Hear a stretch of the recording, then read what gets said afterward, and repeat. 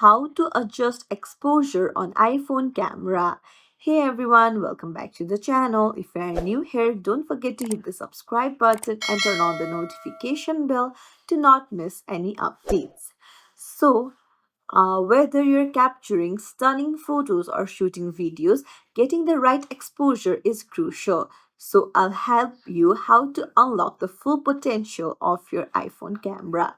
So once you open up your iPhone camera, tap on the area that you want to focus on and look for the little sunlight icon and you'll have to just swipe it up to brighten your shot or you can swipe down to darken it. You can see it moving, right? So this is how the sunlight icon works. If you prefer a different method, tap the arrow icon at the top of the screen. Then you will see a plus minus icon at the bottom to adjust the exposure slider. Tap on it and then you can move it to the right to increase the brightness and left to decrease it.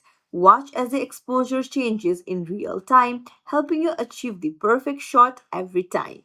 If you found this tutorial helpful, don't forget to like and subscribe to our channel for more tips and tricks. Thank you for watching.